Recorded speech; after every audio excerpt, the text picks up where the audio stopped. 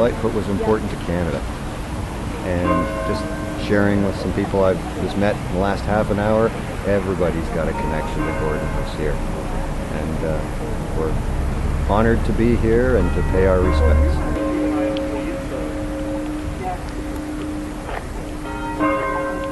We just thought it was important to take some time out and drop by this very important occasion and say goodbye to Gordy.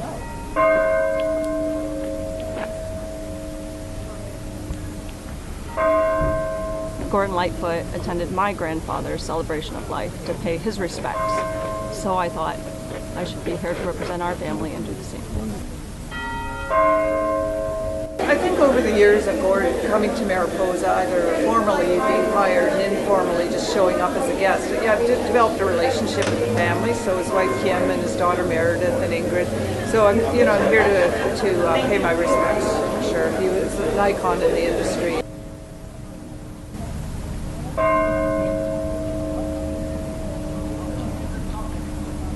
Music is one way, I think, to enriching your life. When you're down, when you're up, it doesn't matter. It's one of these things that makes life worth living, and he highly impacted my life from that point of view.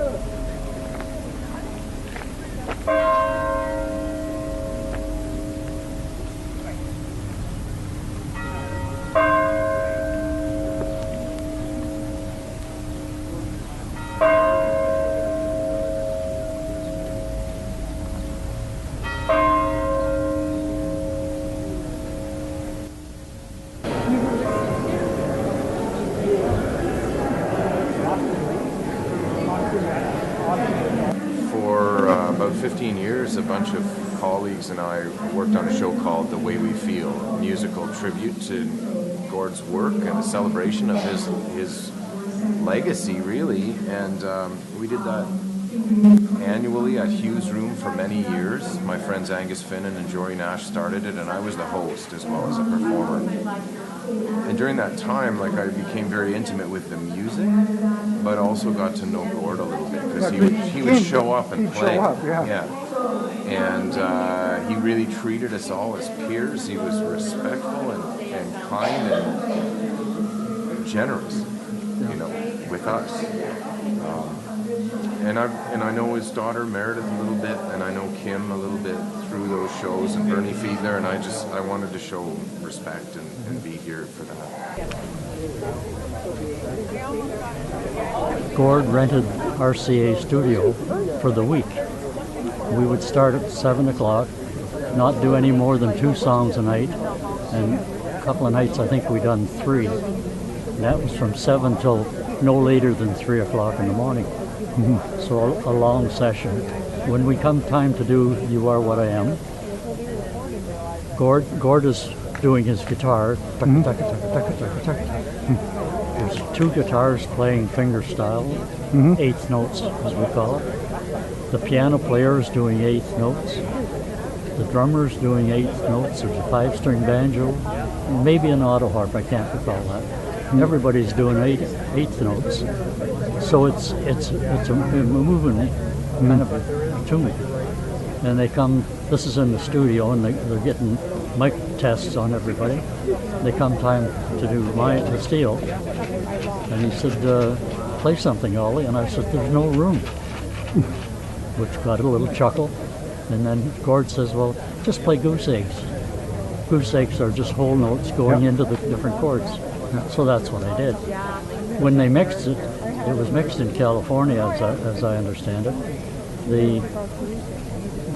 The mixer, whoever was in charge of that, and I assume Gord was involved in that too, but they took all these other instruments out and just left the steel. So on the tune, it's just chord marking it. Oh, when I was 8 years old, folks told me and my sis that they're getting a divorce, and were adopted. So I decided to run away from home. It was tough love in those days. My dad said, let him go, he'll be back. Packed my little suitcase. I had $3.10. Hiked down to Old Highway 8. And there's an old house there with a wishing well. I stood out there for 4 hours hitchhiking. No one would pick me up. Finally, this big old blue Buick. I could see him. He's coming in. Oh, God, he was going to run me over. I ran, dove through the hedges, and hid behind the wishing well. I looked out from the well. I could see this guy crying. I said, howdy, mister. He goes, oh, are you a ghost? I just killed a kid. I said, no, that was me. I got out of the way. He said, come here. Are you sure you're not a ghost? I said, no. And poor Gordy was crying. He said, who are you? I said, I'm Timmy. He says, well, I'm Gordon Lightfoot. I was like, no way. You're Gordon Lightfoot? My dad loved Gordon. We already knew about his music. He had his 2 albums. And eventually Gordon and I got talking. And he says, yeah, my wife was thinking of divorcing me if I don't get out of music. And I was like, no, Gordy, you can't. You can't. The whole town of Grimsby loves you. You're going to be a huge star like Johnny Cash one day. I was like, do you think so? I said, yeah. We're waiting for a new song, Gord. Just not a rain song. You already got 2 rain songs. And he says, I just thought of one, if you could read my mind. I said, well, you know, Gord, I was an 8-year-old dumbass kid. I said, you got to have love. But if you could read my mind, love. The girls will go crazy for it. He says, what? Help me with this song. I said, okay. Gordy says, if you could read my mind.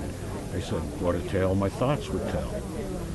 Gord was just like a paperback novel. And I was like, and that's when the ghost come in, me, with the ghost lines. So I helped Gordy with the first verse. And I told him, not that I knew anything, you need to go to New York and get a manager like the NHL guys. And that'll get you in there, like Gordie Howe did that. And he's my hockey hero, and you're our music hero. And he says, you might have something there, kid. What happened with your parents? I said, I don't know.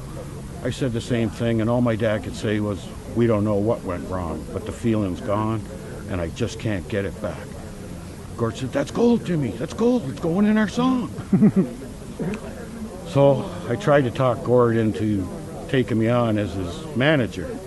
I was 8 years old, and I says, this way the wife won't divorce you. She can go shopping all day. I'll watch your 2 kids. Gord already had 2 young ones.